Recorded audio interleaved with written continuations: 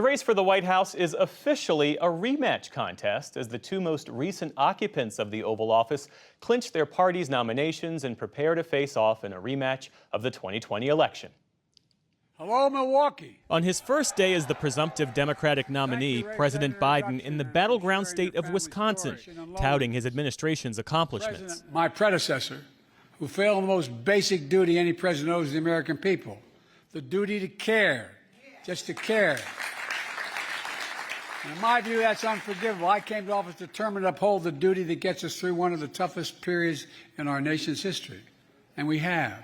And now we're building a future America full of possibilities. The general election matchup is now official. We're the official nominee of the Republican Party. After sweeping 4 states yesterday, Donald Trump secured enough delegates to become the GOP nominee for the third election in a row. We have to get back to work because we have the worst president in the history of our country. It's a rematch that some voters say they don't want. I would love to see our country represented not by someone in their 80s who's a white man. We don't have exceptional candidates right now, so it was a difficult decision. Hey, buddy. President Biden won 95% of the vote in Georgia last night and 87% of the vote in Washington state, even as nearly 50,000 Democrats there voted uncommitted. I didn't feel comfortable giving him my support again, so I wanted to vote uncommitted today to send that message that people aren't just going to continue voting for whoever's in office as a Democrat, regardless of the action or inaction that they perform. But other Democrats say the stakes are too high for symbolic protest votes. I'm voting for Joe Biden all the way through. It really is an important election this year, probably the most important our country has ever had. Donald Trump's diehard supporters also see the choice as critical. I've never in my lifetime seen this economy as bad as it is now. And I'm all for Donald Trump, and I want everybody to get out, and I want a red wave come November. Go out and vote. The now presumptive GOP nominee will spend at least part of his time in the coming days off the campaign trail. Mr. Trump will be back in federal court in Florida on Thursday, facing charges of mishandling classified documents and obstructing justice. And his hush money trial begins later this month in New York. Because they assume you're here. For both candidates, the focus will soon turn to those few battleground states where the final outcome could be measured in just thousands of votes, in what will be the longest general election campaign in modern history.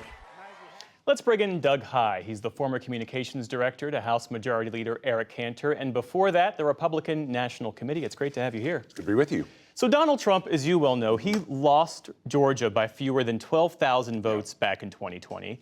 Nikki Haley last night won more than 77,000 votes, even though she quit the race last week. Yeah. We should say that a lot of those folks voted early. Georgia has early voting. But a significant number of that vote, that was a protest vote against Donald Trump. How alarmed should the Trump campaign be? They should take this very seriously. And what we see with this is something I learned the week before in North Carolina. I happened to have been down in Chapel Hill at my alma mater, UNC. We're going to win the ACC tournament this weekend. And I went to a Nikki Haley event nearby in Raleigh. And what I saw was a room that was jammed. They had to move it to 2 separate larger venues to handle the crowd size.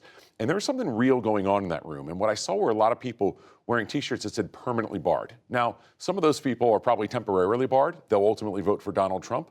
But if you're looking at a state like Georgia, if 20% of those who voted for Nikki Haley decide to not support Donald Trump, well, there's your 12,000 vote margin. It's a real problem for the Trump campaign, and pushing people away is not going to be the answer. You know, politics should be about addition, not subtraction. Whether you're in partisan politics or congressional politics, Donald Trump needs to learn that lesson this week and moving forward. Well, on that point, I mean, for all of the hand-wringing, Doug, on the Democratic side about Joe Biden's political standing and his poll numbers, Donald Trump has not shown an ability or even a willingness to expand his base of support outside of his people who already support him. I mean, he has an unusually strong floor of support, but he has also an unusually low ceiling of support, and that's problematic. How does he deal with that? Well, if you look at the polling trend for years now, Donald Trump has been relatively flat. And it's because of, as you say, there's a low ceiling, but also a high floor. There's not a lot of places that he can go. What we're going to see Donald Trump do is 2 things, essentially. One, try to start to appeal to some of those voters that he very proactively turned off. Again, you are permanently banned. We don't want you. Well, he's going to have to say, we want you, come and join. How many of those listen are going to be a problem?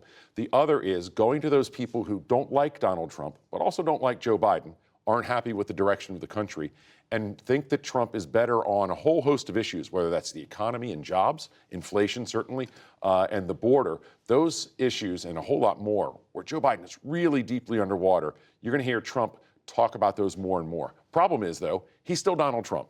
And so he's going to talk about those issues, but overshadow himself by talking about two-tiered system of justice, this judge hates me, that judge is unfair, this woman, that woman, insulting as many people as he can.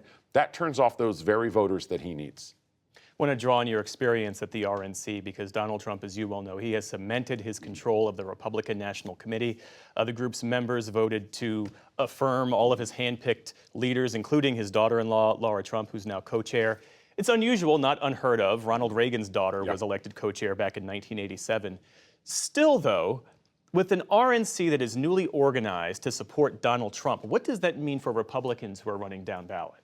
Well, I think that's where the concern will be. Laura Trump said, our number one priority is electing Donald Trump. In fact, that's our only priority. Well, if you're running for Senate or governor or House or other offices, you need to be concerned about that. But that's where you have the other party committees, the Congressional Committee, the Senatorial, and the RGA, working with the RNC to make sure that money is flowing to states in all directions. So unless you're from North Carolina, with Michael Whatley being the North Carolina State Party Chair and Laura Trump being there, you do have concerns about if money's going to be spent on other activities, whether it's legal bills or what have you, does that come at my expense? This makes the congressional committees and the RGA that much more important. When you look at how the RNC has been hollowed out, mass layoffs, the installation of loyalists, including lawyers who worked for him, who helped spread lies about the election, all of that, one of whom has just been named the Senior Counsel for Election Integrity at the RNC, or Christina Bobb. What does any of that suggest about the way Donald Trump would govern if he has a second term? Well, some of that is business as usual. I've never seen a story that talks about Jamie Harrison being a Biden loyalist. Of course he's a Biden loyalist. When you're the DNC chair, you're a loyalist to your party and certainly your president. So a lot of this is very normal and is what happens happened when Mitt Romney became the nominee or John McCain became the nominee.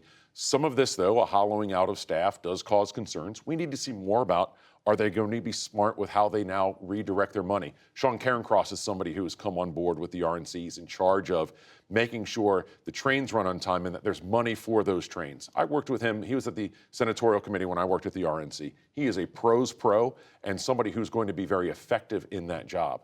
On the issue of election integrity, I think it's interesting. We often hear about polling that shows that voters are concerned about democracy. A lot of those are Democratic voters, of course. A lot of those are Republicans who think wrongly, but think the election was stolen from them. So it doesn't surprise me that Donald Trump is going to hire people who sort of subscribe to that worldview. That's what happens in politics. Doug Heye, thanks as always. Great to see you. Thank you.